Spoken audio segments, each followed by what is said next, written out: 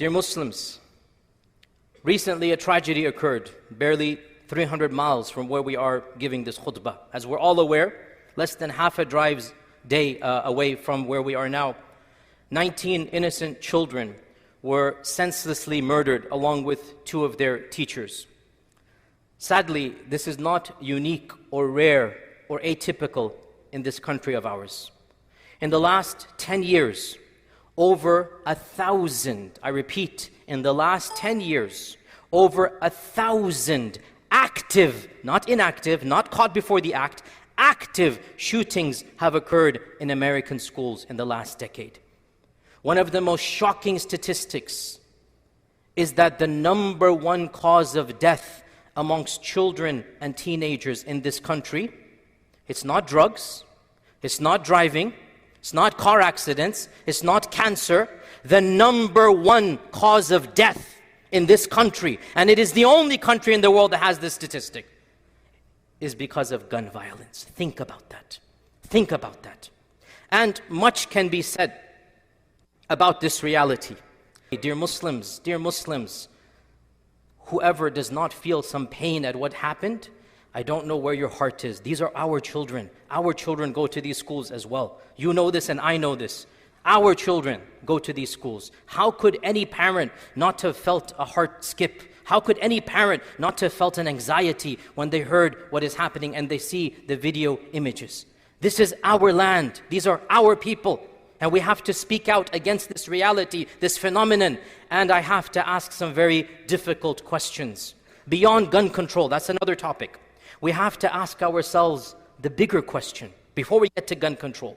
Why is it that so many of the young men of this generation, for the first time in human history, feel such depression, such emptiness? Why is it that so many young people who should be excited for the future, they should be excited to do something of their lives, to make something of themselves, they should have a future ahead of them wondering, what am I going to do when I'm 30, 40, 50, having a career, having a family, having the best of this dunya?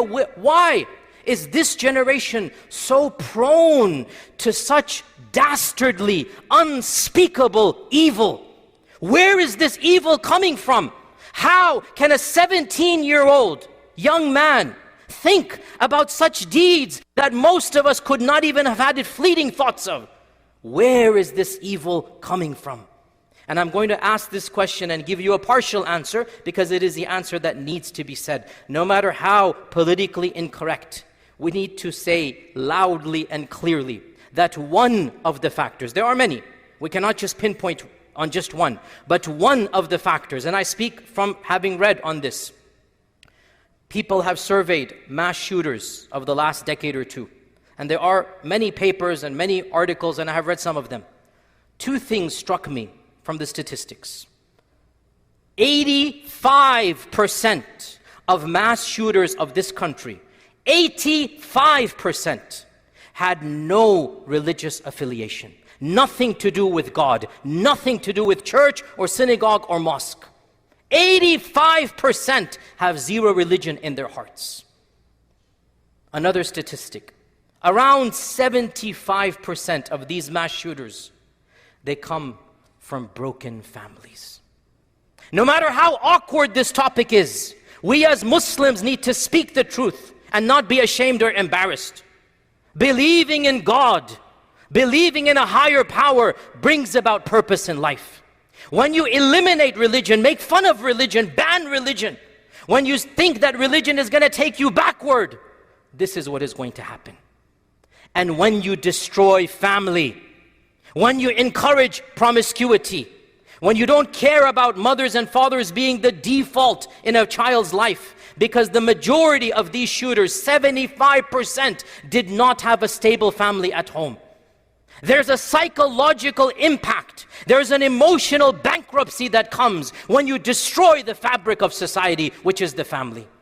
So we as Muslims, no matter, and I know the media is going to take this, and this is the reality. But it doesn't change. You're taking my clip will not stop the mass shootings. You making fun of our faith or telling us backward will not stop the real backwardness of child killings in this country. Which one is more backward? People encouraging God and family, or the mass shootings that are rampant and the norm only in this society and land?